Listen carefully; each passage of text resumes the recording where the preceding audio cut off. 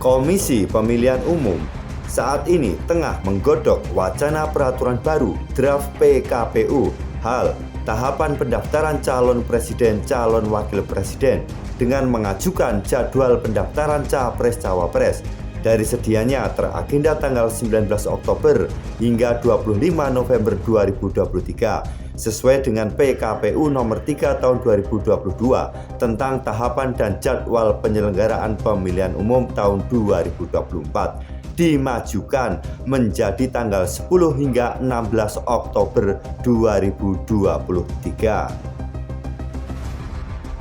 Hal tersebut versi KPU atas penyesuaian norma dalam Undang-Undang Nomor 7 Tahun 2023 tentang penetapan peraturan pemerintah pengganti Undang-Undang Nomor 1 Tahun 2022 tentang perubahan atas Undang-Undang Nomor 7 Tahun 2017 tentang pemilihan umum.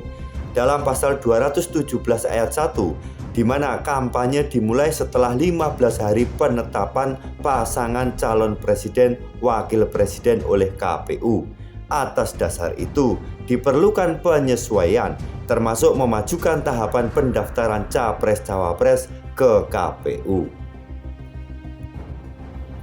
Versi KPU lagi, bahwa draft PKPU tersebut tidak mempercepat jadwal pendaftaran capres-cawapres, melainkan hanya menjalankan konsekuensi dari peraturan pemerintah pengganti undang-undang atau Perpu tentang pemilu yang diterbitkan pada Desember 2022 sebagai bentuk sinkronisasi.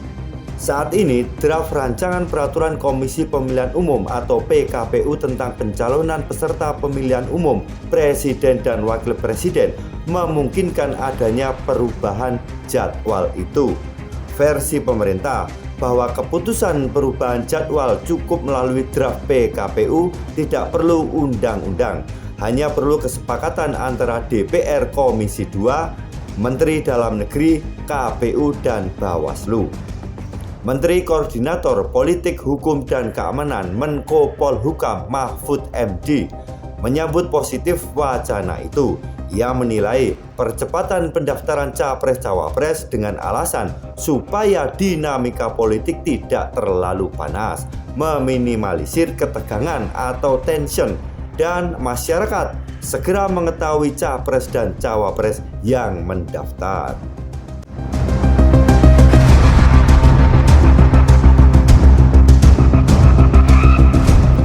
Aspek politik dan hukum.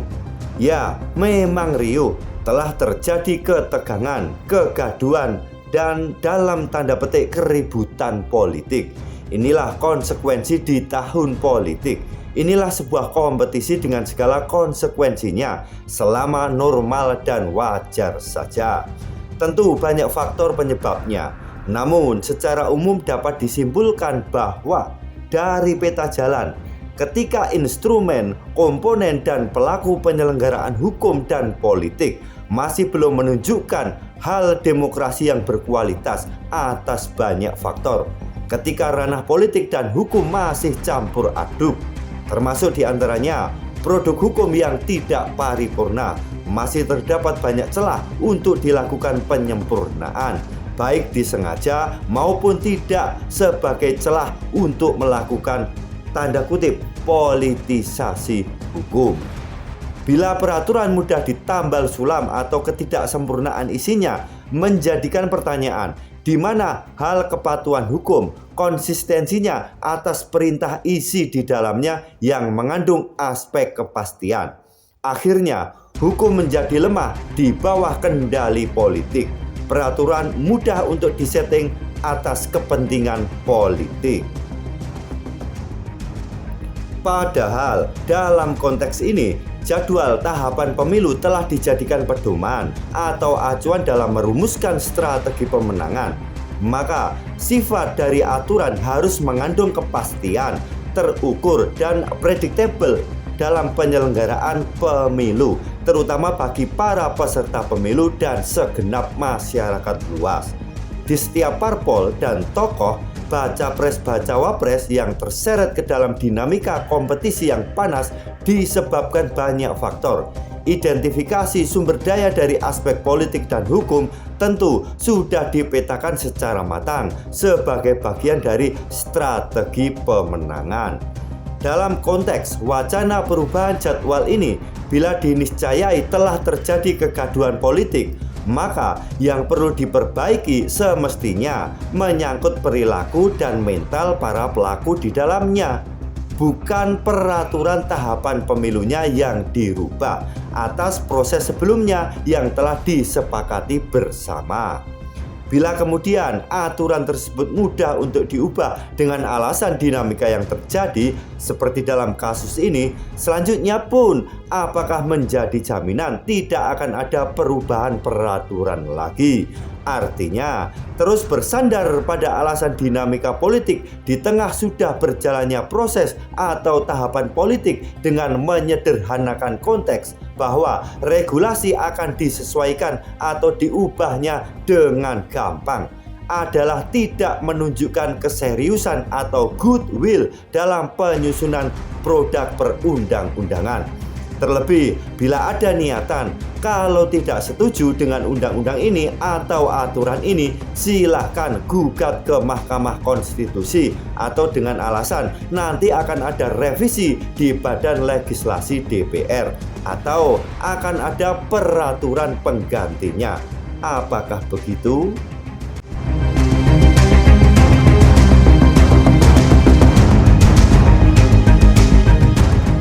Dalam hal ini, memajukan tahapan pendaftaran Capres-Cawapres tidak dibenarkan.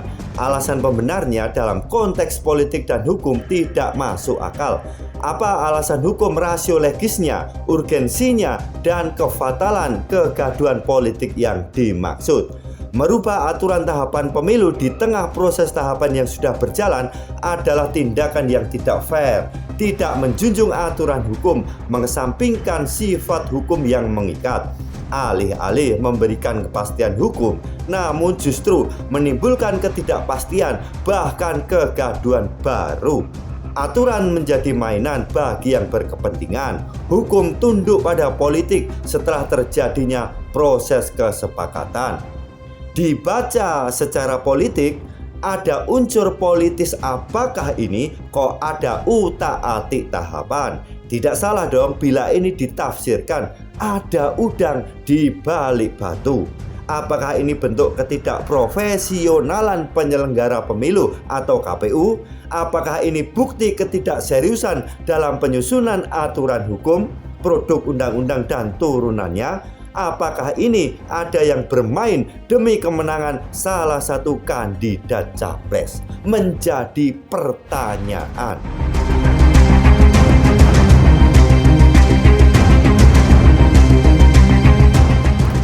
Bagi partai politik dan masyarakat, sekalipun pada akhirnya setuju-setuju saja dengan perubahan tahapan pendaftaran Capres-Cawapres ini atau merasa tidak dirugikan, namun seluruh komponen politik di dalamnya pada hakikatnya tidak bisa dipaksa diubah begitu saja ke dalam wilayah aturan hanya karena alasan riuhnya dinamika politik yang tidak mengandung asas rasio legis dan urgensi.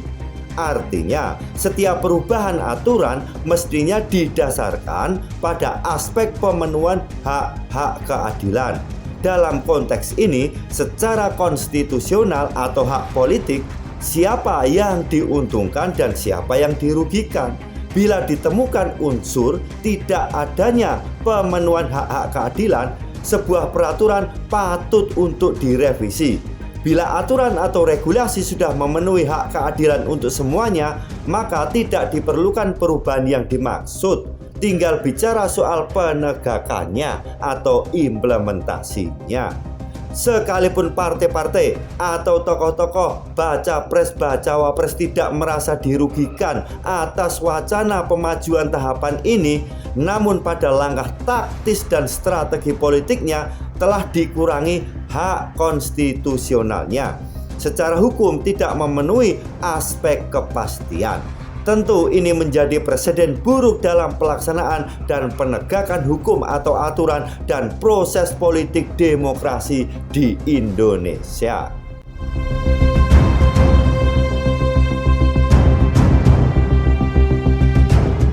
Memang saat ini partai-partai sedang punya gawe.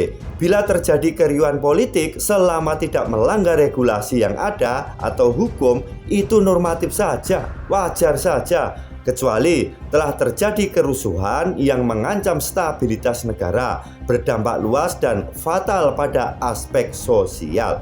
Mengapa? Tentu partai politik ingin memenangkan kontestasi pilpres di tengah persyaratan yang berat seperti saling ketergantungan antar partai lantaran aturan presidensial threshold atau PT 20% yang mana syarat itu tidak bisa dipenuhi oleh partai kecuali PDIP yang akhirnya perlu untuk membentuk koalisi partai agar memenuhi ambang batas PT 20% dari suara kursi parlemen maupun 25% suara sah nasional pada pemilu sebelumnya 2019 sebagai syarat pencapresan. Syarat PT ini diantaranya akar persoalannya. Mestinya PT diturunkan bahkan menjadi 0%.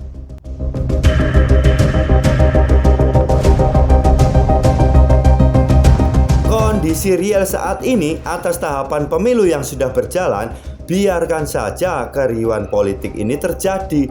Toh itu dilakukan oleh para elit-elit partai. Sekalipun tidak menabrak aturan atau melanggar hukum, tetapi ada hal yang tidak etis dipertontonkan kepada publik. Itu biarkan saja. Tugas kita selaku rakyat, kita simak, kita menyimak, mengingatkan dan menilai, menjadi terpilahkan mana tokoh dan mana partai yang mempertontonkan etika politik, kedewasaan berdemokrasi, hingga mengedukasi proses politik. Tentu, tokoh-tokoh parpol tersebut adalah representasi dari ideologi atau alat perjuangan sebagai wadah keterwakilan melalui pemilu sebagai bentuk kedaulatan rakyat. Tentu sudah tahu batas-batas etikanya. Ya, mereka adalah bagian besar sebagai poros cendekiawan yang menjadi kiblat penerang bagi rakyat dalam peradaban budaya politik.